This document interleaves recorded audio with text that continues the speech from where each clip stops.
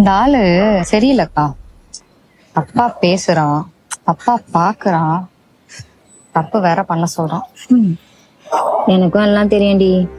இவங்க எல்லாம் இப்படித்தான். போன வாரம் காலேஜ் படிக்கிற பிள்ளை ஒண்ணு கம்ப்ளைண்ட் கொடுக்க வந்துச்சு. ஏமாத்தி கூப்பிட்டு போய் லாட்ஜ்ல ரூமை போட்டுட்டு நாசம் பண்ணிட்டானுவோ.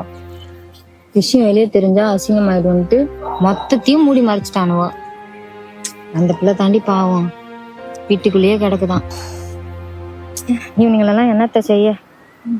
ஏதோ எங்க வீட்டுல அவிய இதே டிபார்ட்மெண்ட்ல இருக்கனால என்கிட்ட தலையிறது இல்ல. அப்ப கூட எனக்கும் நூல் விட்டுட்டு தான் இருக்கான். நான் தான் கண்டுங்க நான் போய்கிட்டு இருக்கேன். இவனுங்களாம் என்னக்கா பண்றது? நம்ம என்னத்த செய்ய சொல்ற?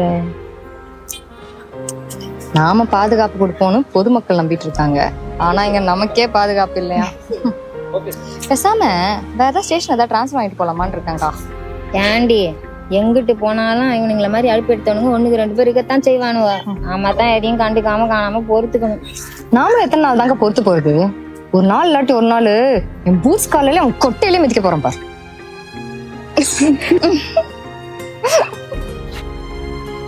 சரி வா போலாம்.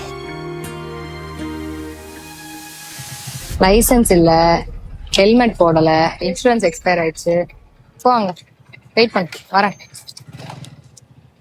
கலை, இங்க பாரு கலை, நீ இந்த மாசம் ஃபுல்லா ஒரு கேஸ் கூட பிடிக்கல. இப்படியே போச்சுன்னா அப்புறம் உனக்கு மெமோ கொடுக்க வேண்டியதுதான். எங்கேயாவது ரிமோட்ல டிரான்ஸ்ஃபர் பண்ணிடுவாங்க, பாத்துக்க. சுந்தரி, இங்க வாங்க. இதெல்லாம் நீங்க சொல்ல மாட்டீங்களா? சீனியர் ஆபீசரை அட்ஜஸ்ட் பண்ணிக்கிட்டா எல்லாம் ஸ்மூத்தா போகும்ல. சார், நீங்க நான் கேஸ் பிடிச்சிடுறேன் சார். நான் சொல்றதே நீ புரிஞ்சுக்க மாட்டேன். சரி, இதை பண்ணு. நம்ம ஏரியால ராத்தல் கேஸ் அதிகமாச்சுன்னு சொல்லிட்டு கம்ப்ளைண்ட் வந்திருக்கேன். இன்னைக்கு நைட் ரவுண்ட்ஸ் போயிட்டு கேஸ் மாட்டுதான்னு பாரு. ராத்தல் பண்றவங்க 4 காசு பாக்குறதுக்கு எவ்வளவு கஷ்டப்படுறாங்கன்னு உங்களுக்கு தெரியுமா? இவங்களுக்குலாம் தேடி வர வாய்ப்பை யூஸ் பண்ண தெரிய மாட்டேங்குது.